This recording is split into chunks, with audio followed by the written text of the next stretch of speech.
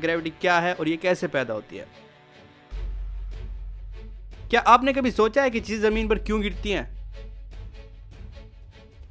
इस सवाल का जवाब देने के लिए हमारे पास बहुत सी थ्योरीज हैं। उनमें से एक थ्योरी अरस्तु ने आज से तकरीबन 2300 साल पहले दी। अरस्तु की नज़र में ज़मीन चिपटी थी और वो इसे कायनात का मरकज़ मानता था। उसके ख्याल में सूरज, चांद और सितारे ज़मीन के गिर्द गर्दिश करते हैं, जिसे कायनात का जियोसेंट्रिक मॉडल भी कहते हैं।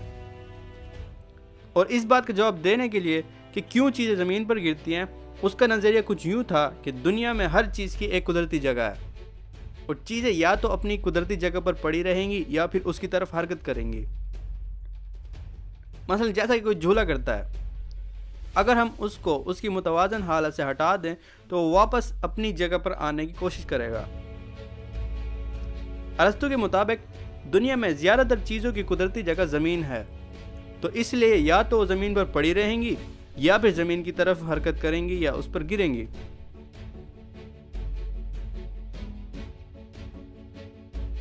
और उसके ख्याल में भारी चीज़ें हल्की चीज़ों से ज़्यादा तेज़ी से ज़मीन की तरफ गिरती हैं। लेकिन 16वीं सदी में निकोलस कोपरनिकस ने कायनात का एक नया मॉडल पेश किया और उसमें कहा कि असल में कायनात का मरकज़ सूरज है और ज़मीन, चांद और दूसरे सियारे इसके गिर्द गर्दिश कर रहे हैं। कोपरनिकस के कुछ साल बाद गैलीलियो गैलीली ने एक तजर्बा किया।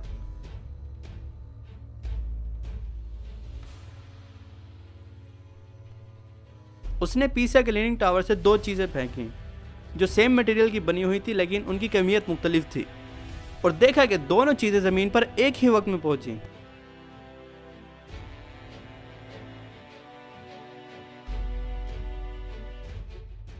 यानी चीज़ें हल्की हों या भारी हों, वो ज़मीन पर एक ही रफ्तार से गिरते हैं। ये दोनों नज़रियात अरस्तु के नज़रिए के बिल्कुल मुखालिफ थे। तो ये सवाल आइजैक न्यूटन के वक्त तक लाजवाब ही रहा।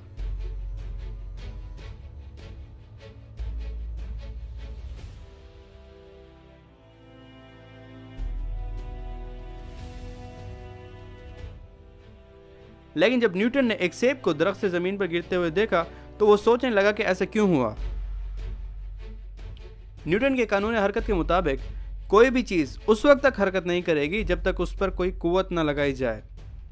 सो वो सोचने लगा कि आखिर सेब ने हरकत क्यों की, किसने सेब पर कुव्वत लगाई।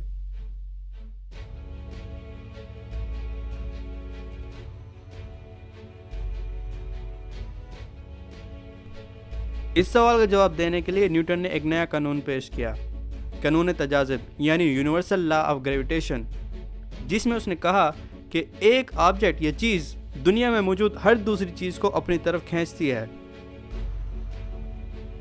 और उसने इस खींचने की कुव्वत को ग्रेविटेशनल फोर्स का नाम दिया।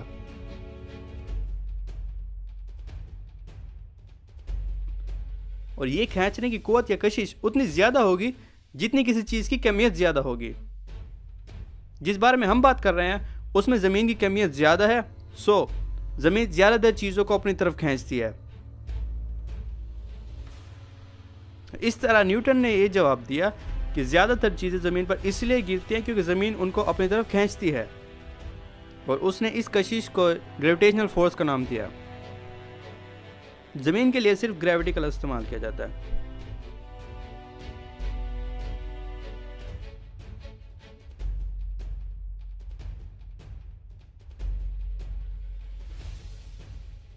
न्यूटन का नज़रिया काफ़ी हद तक दुरुस्त था, लेकिन कुछ सवालों के जवाब ना दे सका कि कायनात में चीज़ें आखिर एक दूसरे को क्यों खींचती हैं, और क्या इस कशिश का रोशनी यानी लाइट पर कोई असर है कि नहीं।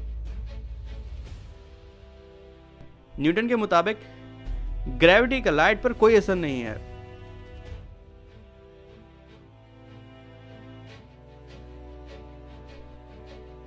लेकिन उसने जो तजर्बात खुद किए थे अपने टेलीस्कोप से, उसने लाइट में अजीब रवैया देखा, जिसके बारे में वो खुद परेशान था कि ऐसा क्यों है।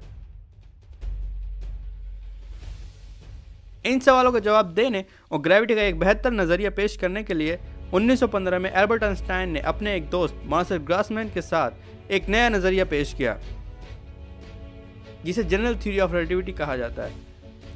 आइंस्टाइन के नज़रिए को समझने के लिए हमें स्पेस और टाइम की अच्छी समझ होनी चाहिए। स्पेस और टाइम का पहला नज़रिया आइजैक न्यूटन ने अपनी मशहूर किताब प्रिंसिपिया में दिया। इस नज़रिए में उसने स्पेस और टाइम को एक किस्म की बैकग्राउंड स्टेज का नाम दिया और कहा स्टेज पर होने वाले वाक़यात स्टेज पर कोई असर नहीं डालते। मतलब कायनात में जो कुछ होता है उसका स्पेस पर कोई असर नहीं।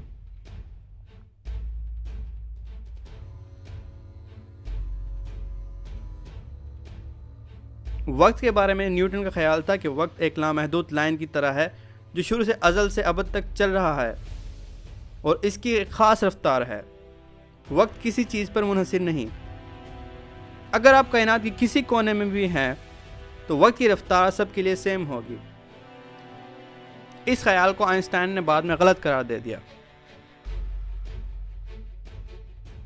ये तो था न्यूटन का स्पेस टाइम के बारे में ख्याल।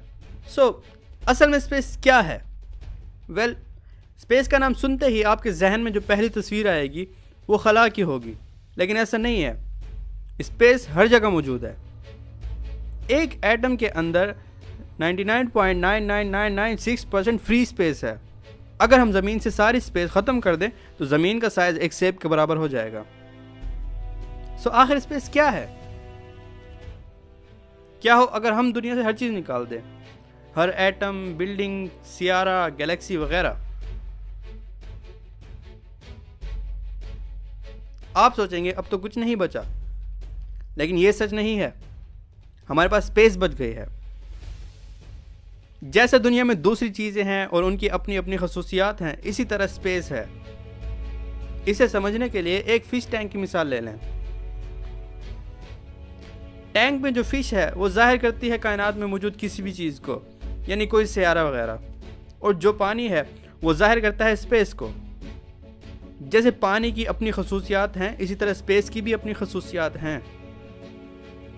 बर्नार्ड रीमान वो पहला शख्स था जिसके मुताबिक दुनिया में मौजूद मादा या मैटर स्पेस के साथ मुदाखलत यानी इंटरेक्ट करता है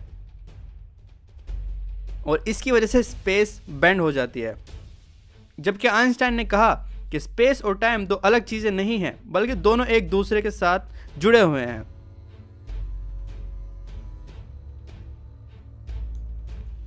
इसे समझने के लिए दोबारा फिश टैंक वाली मिसाल की तरफ आ जाएं। अगर हम पानी में कोई रंग मिला दें तो वो रंग पानी में मिक्स हो जाएगा। बिल्कुल इसी तरह स्पेस टाइम आपस में जकड़े हुए हैं। रंग जाहिर करता है टाइम को और पानी जाहिर करता है स्पेस को। आइंस्टाइन के मुताबिक मादा सिर्फ स्पेस को बेंड नहीं करता, बल्कि वो स्पेस टाइम को बेंड करता है, और स्पेस टाइम में पैदा होने वाले इस झुकाव की वजह से दूसरी चीज़ों की हरकत की सिमत चेंज हो जाती है।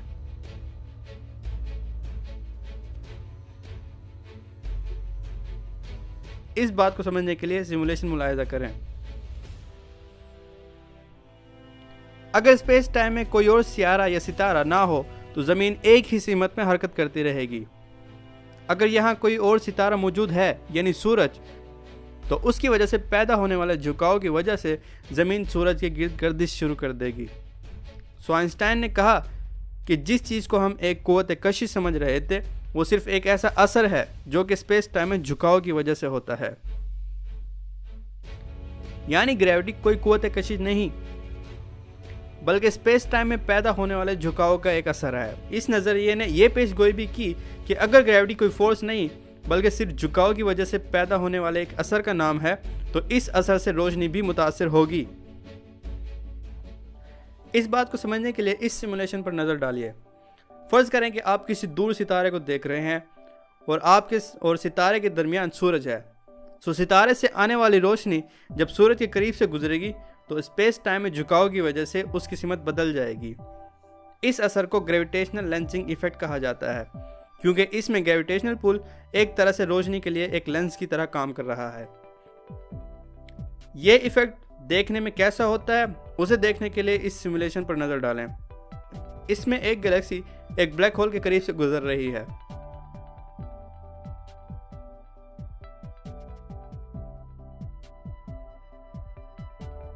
ये वही असर है जो न्यूटन ने देखा, लेकिन वो इसकी वजाहत ना कर सका।